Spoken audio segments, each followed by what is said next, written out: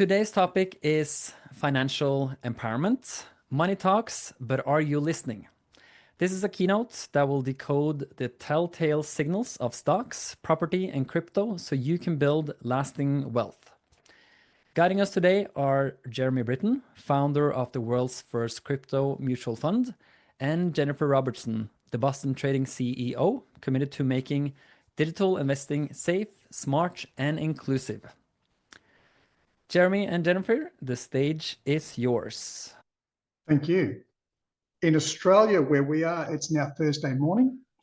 I think other people might be on Wednesday afternoon. You just drop in the chat where you are so we can say hi. And there's going to be some prizes for the interactivity. So I'm going to talk about a little book here.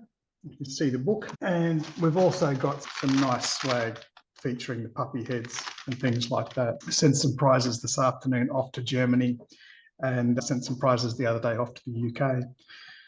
So if I can work the technology, and Jenny, you can jump in and say whether it's working or not, find out how to make as much money in as short time as possible.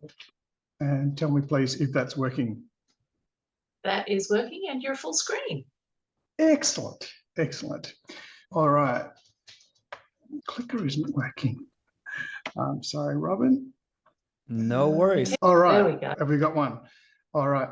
So that's the little picture of the puppy. Money. What's money? Anybody want to just drop in the chat? What does money mean to you? What's possible with money? What can you do with it? It's a means of exchange. It's a way of getting more of what you want. Way of buying more toys. All good. What we want to do is have enough money so that you can do the things that you want to do with the people you want to be with for as long as you want to.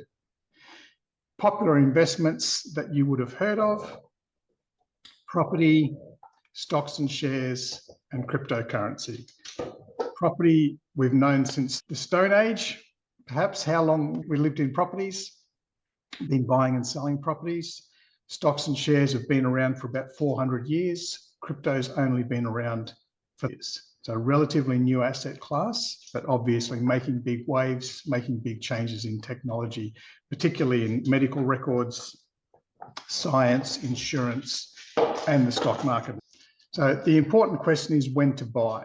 Most people have probably heard the phrase, if you buy property, you can double your money in 5. If you buy stocks and shares, you can double your money in 5 to 10 years. This is US figures, so I apologize for those of us who are outside the US, but they just happen to have the most common figures available. The returns in property over the last 50 years have averaged between 4 to 7%. Returns in the stock market have averaged 10 to 15% over the last 50 years. Obviously, almost twice the returns in the stock market, but a lot more volatile. Cryptocurrency returns average 30 to 150%, but significantly more volatility. And you can hear the puppies in the background. Great. Everybody please grab their phones very quickly. Put your phone on your desk. This is going to be important. And answer the question, why is there an asterisk next to crypto? Robin, feel free to jump in and break the ice. So the asterisk is there because crypto, how long has crypto been around? Help me out here, kids. 2001?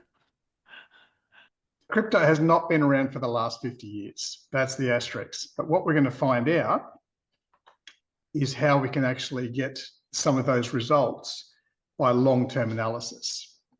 The NASDAQ, the stock exchange in the US, started off in 1980. It's been going for 45 years. During those 45 years, it doesn't trade every day because it's closed on Saturday, Sunday, Easter, Christmas, Thanksgiving, and other days. Okay, so it's 250 trading days per year, and the stock market is open for 7 hours a day. Somebody with their calculator on their phone can please calculate for me how many trading hours has the NASDAQ had in the last 45 years. 45 by 250 by 7. 78,750. hours. So that's how long the NASDAQ has been up, trading hours, 78,000. All right, so let's have a look now. Cryptocurrency, which has only been around for 15 years since the global financial crisis, but it's been trading every single day, 24 hours a day. Bitcoin has never gone down, never shut down, because it's a worldwide asset. While you're sleeping or having Christmas dinner, there's someone in another country who is awake. People in India and China might not be celebrating Christmas. 15 years by 365 days by 24 hours. Help me out with the math here. How many hours has crypto been running? Miliani. In the 131,000 hours, Miliani. Thank you. So what was your answer, Robin? How long's the NASDAQ been going? 78,000. 750. Yeah. In 45 years, most of us haven't been alive that long. The NASDAQ has been running only 78,000 hours. Crypto's been running 131,000 hours, almost twice as long uptime, even though it's only been around for 15 years. So that's how we can draw some lines, we can draw some analysis, because we've got the figures of what the prices were. The Medici Bank, some of you may have heard of the Medici Bank, was founded in 1397 in Rome. The Dutch started recording their house prices, how many guilders for a house, in the 1400s. The Dutch East India Company first traded in 1602. Some investors made this artificial construct of a company, put in some money, and the ship guys could actually build ships, go and trade spices and bring returns back to people. So stocks and shares have been around for 400 years. House price has been around for 600 years. And crypto's been around longer than the stock market by a number of hours. We can have a look at the prices patterns and how things are affected in different markets. Okay, grab your phone, take a picture of this. This is the slide that can literally make you millions. It can show you how to make twice as much money in half the time. There's other people out there who say, yes, buying a house, you can double your money in 10 to 12 years, or you buy stocks, you can double your money in 7 to 10 years. But if you know when to buy and when to sell, you can literally do it twice as fast. This is a book that I wrote 20 years ago, and the tool itself is over 300 years old, studying every economy around the world, and these things happen in the same sequence, one after another, and always have throughout history. If you know the patterns, you can recognize what's going to come next. So the reserve banks or the governments, depending on who's in charge, can only do a couple of things. They can put up interest rates or they can put them down. They can make more cash available, they can make less cash available. That's all they can do. If house prices are getting too high, the banks will put up the interest rates to stop people from buying houses, okay? And that has a follow-on effect. As dominoes, you push one domino, the next one's going to go, the next one's going to go. So once you know this, understand what's going to happen and say, this is the time to buy this asset. It's very important to know this. What are you going to spend the money on, Rob? Supporting a thriving future. Most people, when they're being recorded, say they're going to do something benevolent with the money. If we weren't recording this session, they're probably going to say you're going to buy a Lamborghini or something like that, but that's fine. We're going to help the world to be benevolent and save the rainforests. That's all good, but it's up to you individuals, whatever you want to do. This is just a tool to show you how to make twice as much money twice as quickly. Now, it's a strategy game like chess. If you do this, the other person's going to do this. You can teach a 10-year-old child how to play chess within a couple of hours. Becoming a grandmaster is a little bit different. It might take you 10 years, but you can learn the basic skills. My job is to teach you the basic skills, and then it's up to you whether you want to go on and be the master or whether you just want to find out how to make twice as much money in half the time. Grab your phone, take a picture of this slide. That's where you get the free book I wrote in 2006, which was looking at the economic cycles and saying stock market is getting overheated. There's a couple of other indicators. There is going to be a stock market crash. I didn't know exactly the time and the date, but the global financial crisis happened within 2 years of me putting that book out. If you've seen the movie with Christian Bale, Michael Burry also knew there was going to be a stock market crash because he was following the indicators. He didn't tell anybody. He made a bet against the banks. He made $1 billion. I tried to warn everybody. I sold a few thousand books and used the same tool to forecast the 2020 pandemic crash. If you go onto our website, you can see the newsletter we sent out in September 2019 saying, heads up, there's going to be another stock market crash. And what happens after a stock market crash is governments around the world, central banks around the world, print more cash. They print more money, they lower the interest rates, put cash in the system because they don't want to have a recession or a depression. So that's what's going to happen afterwards. We gave that warning September 2019, there's going to be a crash. Governments will behave predictably, printing cash, which will drive up the prices of scarce commodities. So we said in September 2019, get out of your stocks, buy gold, buy silver, buy Bitcoin. We didn't know there was going to be a disease outbreak, but there's always going to be a trigger event that makes the stock market correct, whether it's a plane crash or assassination or whatever it is. The trigger event occurred, the pandemic. Stocks went down as we forecast they would. Gold went up 50%, silver went up 100%, Bitcoin went up 400%. That's where you should be paying attention. For those of us who were around during the 80s, you may remember some of these events when the stock market was getting higher. The Wall Street movie with Charlie Sheen came out in 1985. Got a lot of people interested in Wall Street and in stocks and shares for the first time. Retail people started to pile in rather than just institutional investors. And the stock market went up. In 1985, it went up 45%. A lot of people go, oh my God, I need to pile into the stock market. It went up another 60% the following year. Remembering back to one of the first slides, we know the long running average of the stock market was only 15%. So it goes up by 40, 50, 60%. That should be an indication to you that there's going to be a crash coming because the long running average is going to hold. After the 1987 crash, people pulled out of the stock market.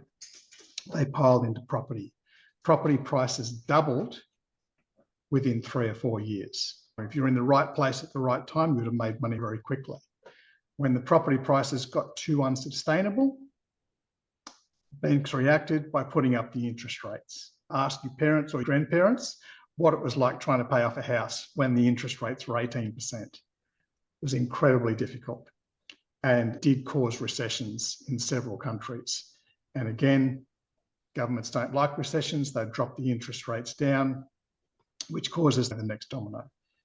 Every 7 to 12 years, this cycle just repeats itself. And the government can only pull the levers one way or the other, which sets the next dominoes in motion. So for those who like visual charts, and you can see the stock market, the top line is very choppy. There is the stock market crash, 1987 crash, the famous one, and there's 2001 Twin Towers crash, 2008, which was the global financial crisis. The property ones are a bit harder to see because property is not as volatile, but I've put little red rings around. So you can see the first little red ring, early 1990s, 1992 is where the interest rates went up. And if you look closely, you can see the property prices actually started to go down, very slightly went down and stayed flat for 7 years. If you bought a property at the start of 1992 and held it through to 1999, you made no money. 7 years of no growth. The interest rates were too high and the governments kept putting down the interest rates until they could actually stimulate the economy. 7 years after the peak, that's when I bought a property in 1999, and I told a lot of my clients to buy property. Said property markets are going to take off.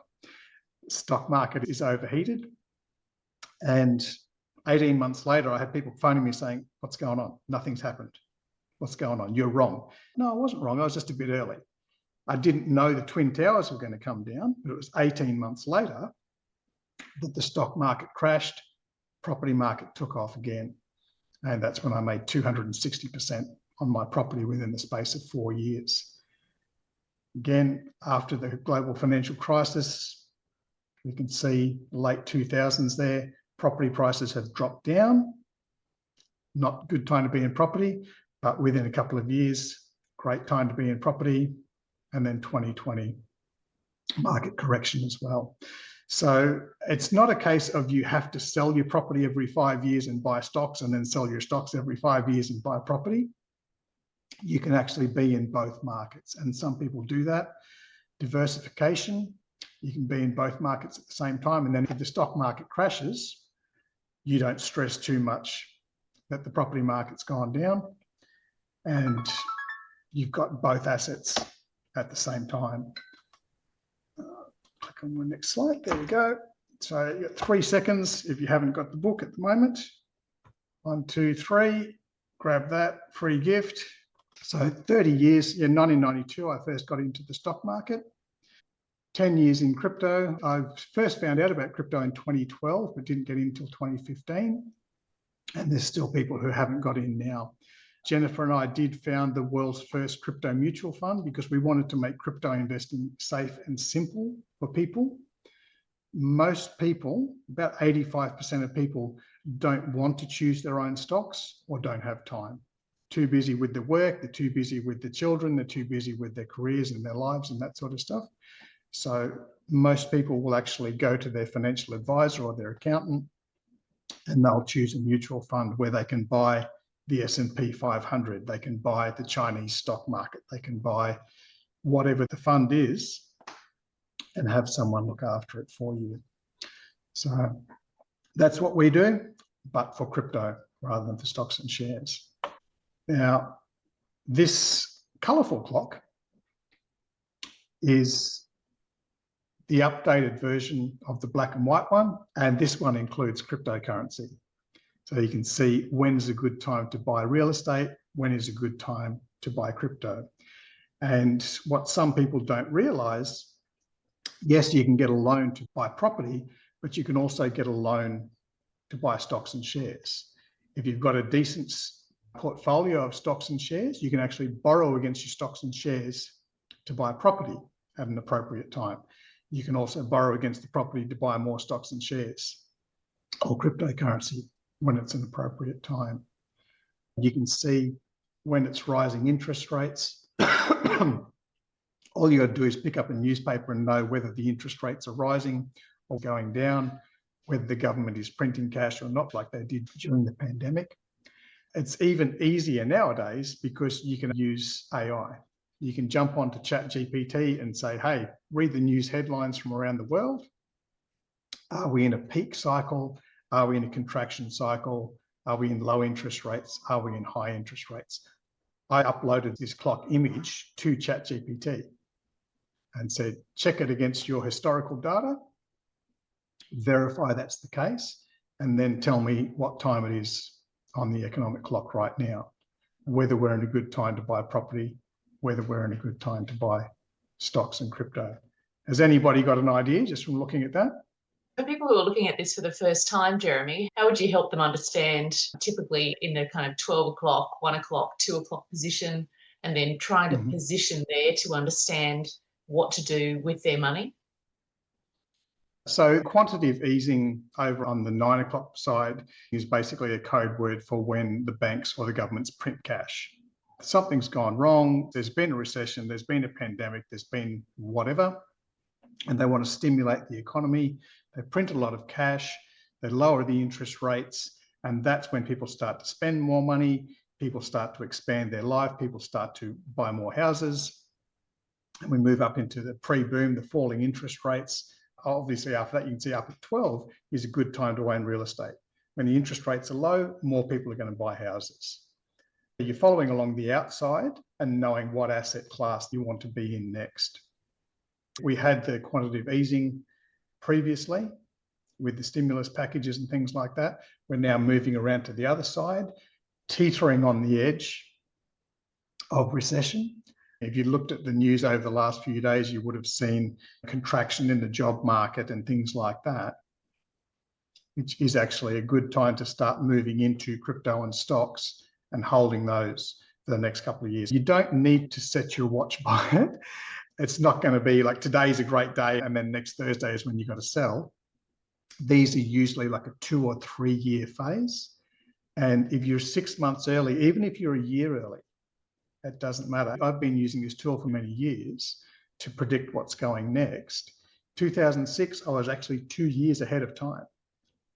But it didn't matter because I happened to be in the right place when things happened. And 2019 was 6 months ahead of time. You're better off getting to the party an hour early than turning up 5 minutes late and missing the juggling act or the cute puppy. So it takes a couple of hours to learn how to use the clock. There is a full explanation in the book, and you do get the book for free.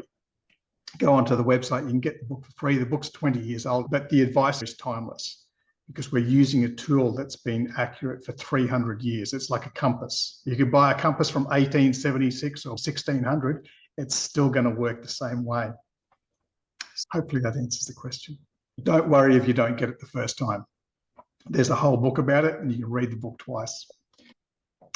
Just some final tips for safety, because you can be in the right place at the right time, or you can go hands off and just say, I'm going to be diversified. Because if you own property and shares and the stock market crashes, you're okay because the property is going to go up in value. If the property market starts to cool down, that means that your shares are about to take off. So you don't panic about that if you don't want to change your tactic every couple of years. So with property, there's obviously residential property. Most of us live in a residential property. Commercial properties for business, industrial properties, manufacturing. There's also agricultural property. Different types of property. And you want properties in different locations. Because Robin's a multi-millionaire. He owns 3 houses in one street. But if he owns 3 houses in the street, number 10, number 12, and number 14, and then the terrorists move in across the road, all of his properties have gone down in value. So the idea would be to have different properties in different locations.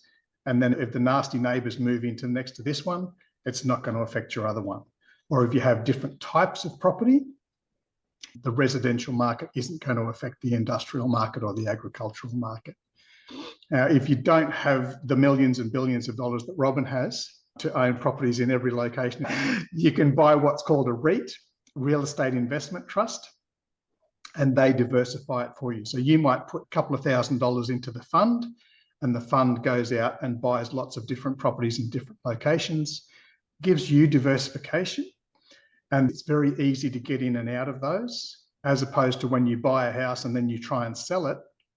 It might take several months to sell a house.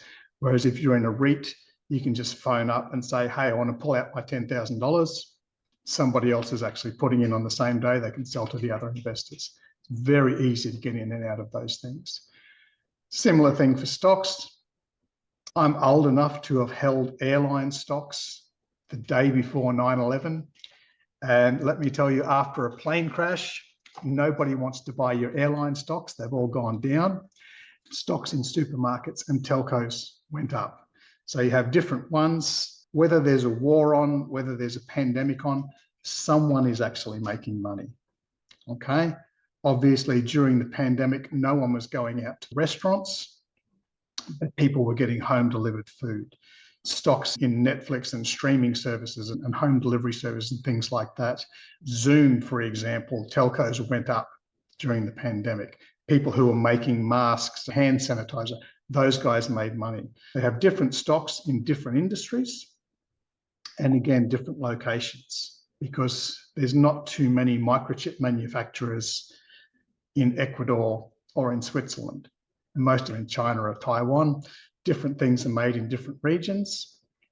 If you've got a big portfolio, you can do that yourself. Otherwise, you can buy a stock index fund, or exchange traded fund, ETF. You can give your money to the fund manager and they'll go, okay, we're going to buy you the S&P 500, the top 500 stocks in the US. We're going to buy you the Chinese stock market. So you've got all the electronic cars and the computer chips and this sort of stuff. Spreading the eggs into different baskets so that if something happens, whether there's a war or a famine or a pandemic or a plane crash, you're not going to lose all your money. Not all of your things are going to go down at the same time. We can do the same thing with the crypto market as well. Some of these terms may be unfamiliar if you haven't been around the crypto circles. DeFi is decentralized finance, basically the crypto equivalent of banking. DePIN is decentralized physical infrastructure. So those are like windmills, solar farms, tunnels, bridges, those sort of things. RWA is real world assets.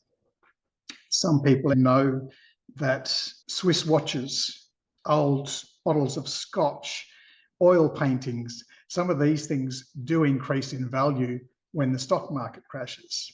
But not all of us can afford to go out and buy a Van Gogh or a Monet when the stock market's dipping. So by having the RWAs, they actually buy a share. Like someone will buy an oil painting and they'll have a crypto representing 1/1000th of that. So 1,000 people can all chip in together and buy these real world assets and sell them just as easily as you can sell stocks and shares or REITs. So it's like tokenization, essentially, of a real world asset. You're buying a token that represents ownership of something in the same way that rather than buying physical gold coins, you can buy paper gold. You can buy basically stocks in a piece of gold. It's all on the blockchain. It's transparent for everybody to see at all time. Now, the crypto infrastructure is like the rails that things run on. They used to have the old saying, if there's a gold rush in your town, you want to be selling picks and shovels. All of the cryptocurrencies, they run on the phone lines. They run on the fiber optics. You have to go to a crypto exchange to buy or sell the cryptocurrencies. So if Bitcoin was superseded tomorrow with XYZ coin, a lot of people are going to go to the exchanges, they're going to sell their Bitcoin, and they're going to buy the XYZ coin. The exchanges are making money whether the market's going up or down. So these are the things that you want to invest into.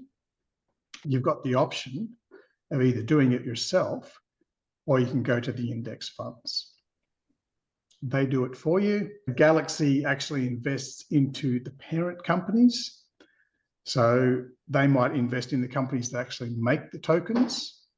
With Boston Trading, we invest in the tokens themselves, which are more liquid, easier to trade, but also more volatile. That's the tips. Learn the clockwork investing. Sit there and study it for a while or read the book if you're into that. Diversify the old eggs in different baskets because you don't want to have all your money in airline stocks the day before a plane crash. You don't want to have all your money in property when the interest rates have just hit 13%. Diversify your holdings, diversify your diversification, and talk to an expert.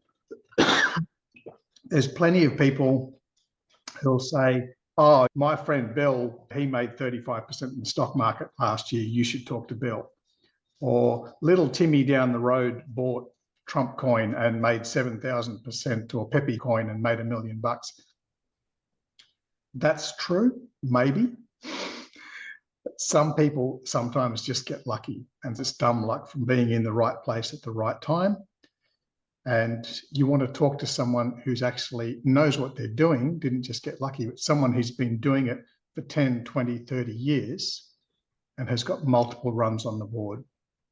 So with our Boston fund, we've actually made gains more than 10,000% 7 times in the last 10 years because we know how to do the research. We know how to pick good stocks. We know how to pick good cryptocurrencies. In actual fact, we've just done the month end. For the end of July, the best performing assets have actually been stocks in the crypto fund. We made 600% on a crypto exchange, and we made over 300% on one of the telcos, one of the fiber optic suppliers. So it's interesting where you can actually make money from the picks and shovels plays rather than those. It's that time of the night. It's past midnight where I am. And I've been talking since 6 o'clock this morning. So I'll be quiet and hopefully there's some questions that people are going to ask Jennifer. Are there any questions? I'm just looking through the chat because I've been paying attention to the slides. Okay. Robin, Sydney. Can't see your video, Sydney. That's all right. It doesn't look like there's any questions unless someone wanted you to go through the economic clock again or... talk about where we're at in the particular cycle. Yes. I'm thinking we're down in the bottom third at the moment. That's my opinion. But again, it's important to learn it in the same way as I use the example of when I was 18 or 19, I bought a car manual for my car. I wanted to know how to change my own oil. I wanted to know how to change my own spark plugs, partially because I didn't have the money to take my car to the mechanic. And when I was a uni student, I had plenty of time. I could sit out in the backyard and tinker with the engine on my car and save myself the trip to the mechanic and a lot of money. I had plenty of time. I didn't have much cash. Fast forward 10 years later, when I was in my 30s and I had 3 children, I had a mortgage and I had a career, I didn't have the time to work on my own car, but I had the money to pay the mechanic. But I could pay the mechanic to do the job and trust the mechanic to do the job because I knew what the mechanic was supposed to be doing. Even if you don't have time to manage your own portfolio, it's always good practice to know what the experts should be doing. So you can make sure no one's going to rip you off. No one's going to be doing the wrong thing.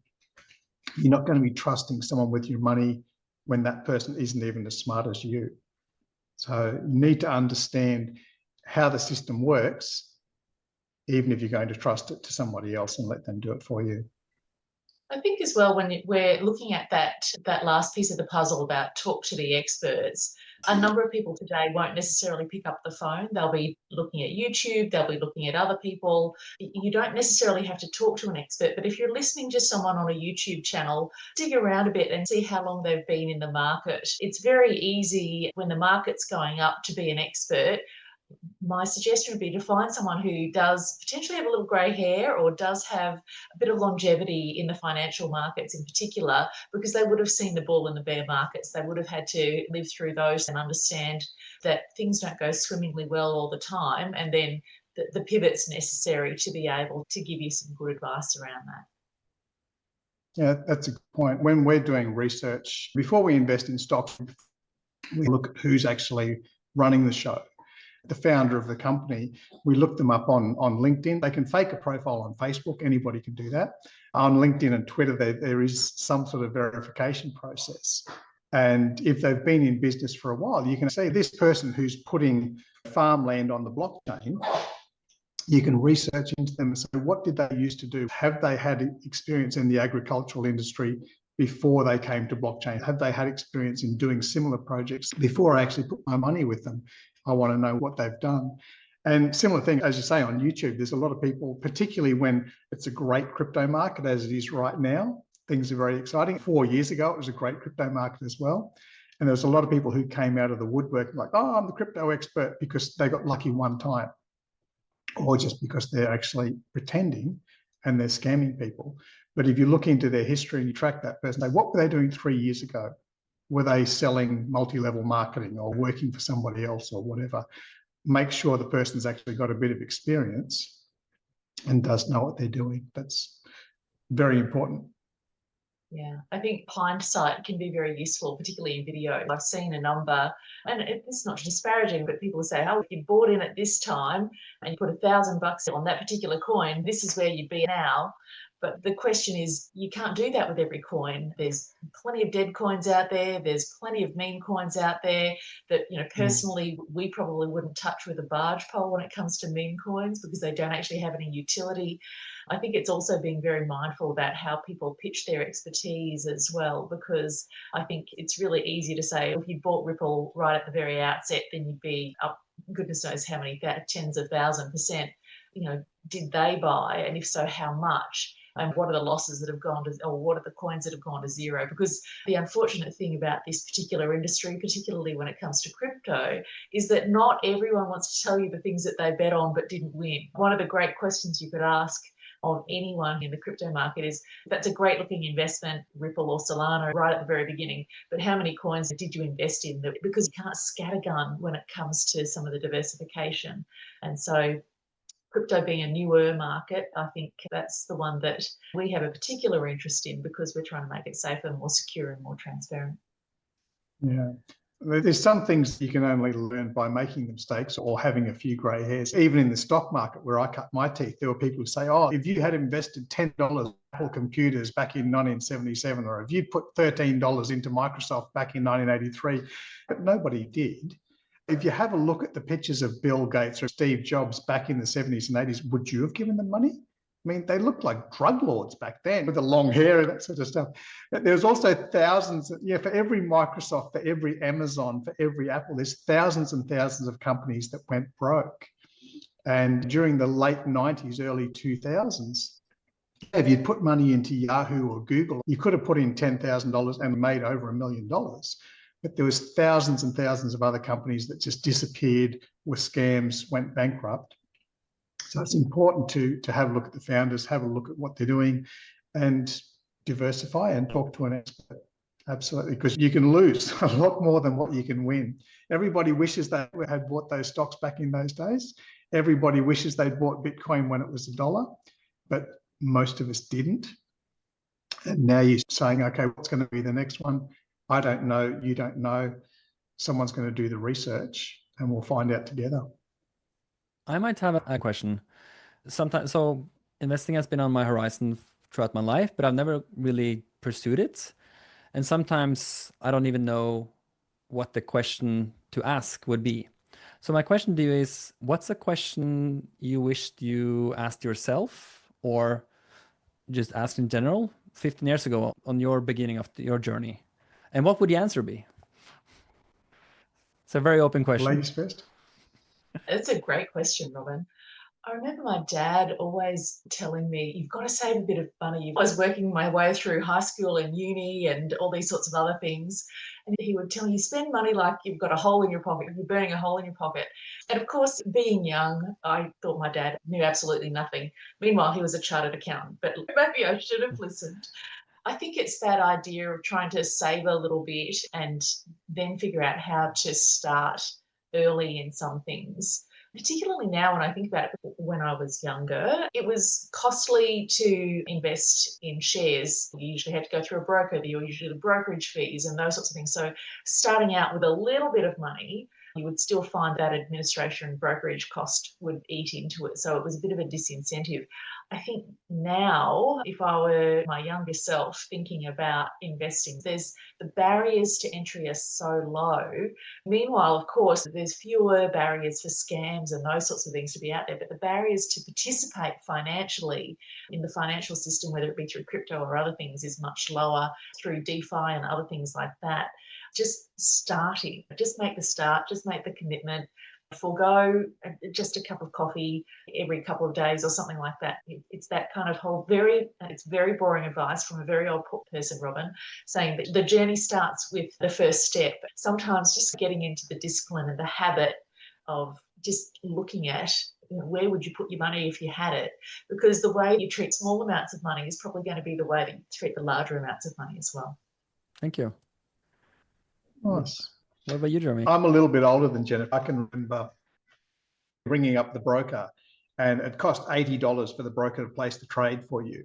You had to buy a minimum of $500 worth. Some shares you had to buy a minimum of $1,000 worth, depending on what the shares were. But as Jennifer said, nowadays the brokerage, some of these discount online brokers, there's no fee. And you can literally buy $5 worth of a stock. On some of these things, you can buy half a stock or a quarter of a stock. With cryptocurrencies, you can buy 1/1,000,000th of a Bitcoin. The barriers to entry are now so low that 10-year-old kids can buy cryptocurrency and stocks. I'm very jealous. If you're a 10-year-old kid watching, you can get started for lower amounts. And that's something I wish I had started earlier. Warren Buffett bought his first stock when he was 11 years old. He said he wished he'd started earlier. So I was 19. I wish I'd started earlier. And you just allow that compounding effect. Good quality things over time. Even people say, oh yeah, I wish I bought Amazon back in the day. Look at what happened with the Amazon stock and how long it took. And there was a few little ups and downs along the way. In the tech in 2001, Apple stock dropped by 60%, Microsoft stock 80%. People don't tell you that, right? It wasn't smooth sailing the entire time. And there's some times where you wish you'd gotten rid of it, but allowing that time to bounce back and allowing 10 or 20 years of compound growth is really good. One thing I wish I had learned a lot younger is remembering to take the profits. I used to pat myself on the back when I'd spend an afternoon researching a stock. I'd buy it for $1, and then 6 months later it would go to $10. And I go, oh my God, I'm amazing. I've just made 10 times my money. But then 6 months later it would crash down to $4. And I go, damn, should have sold when it was 10. But you never know when the peak's going to be. But you do know when you've made money. Now I take some profit along the way. This morning I was talking about picking apples. The tree's grown from $1 to $10, you might sell off half. And then you go, okay, look, I've made 5 times my money. I've got that cash, and I put that cash into something else, diversify into other things, use that for property or for other stocks, and then leave the other $5 there. And if that goes up, down, or sideways, even if it goes to zero, it doesn't matter because you've already taken that profit. I didn't do when I was younger. And I literally bought stocks for 5 cents that went up to $1.95 and go, oh my God, I'm amazing. I've made 20 times my money. And then the next year the company went bankrupt. So learning to take little wins along the way and diversify, I've learned the hard way. I've learned over a 33-year career, and I'm still getting better and I'm still learning. And crypto is one of those things where there's news out every single day. There's always something exciting going on. There's always something to learn. And the fun part is, though, that even with new tech, you can use a 300-year-old tool to predict what's coming down the pipeline. So there's a bit of reassurance in that. Thank you. Maybe any last questions from you, May, Muliani, or Sydney? This is your chance. All right. Any last thoughts you want to share before we round it off? See you at Davos in January. Otherwise, we do travel around a bit. I'm actually in Bar for CoinFest, a cryptocurrency convention. I know Jennifer's going to be in the US. We were in Dubai a couple of months ago for financial technology and a cryptocurrency convention over there. Anybody with a little puppy, this way, puppy, come say hi. That's the Davos one. That's the one from Davos. So, yeah, we're not from America. It says Boston. It's a Boston Terrier. So come and talk to us about puppies, even if you don't want to talk about crypto. We are quite friendly. Nice. Any last words, Jenny? Feel free to reach out and connect if you want more information. Cool. Jeremy and Jenny, thank you so much for guiding us, onboarding us into the very first step of a lifelong journey, I understand. For me, I realize I have a lot of homework to do now. So thank you so much for the clockwork and all the new concepts. And with that, we'll see each other in Davos 2026, I guess. Have a nice ride. Thanks, Robin. Thanks for being a great host. Of course. I'll just stop the recording.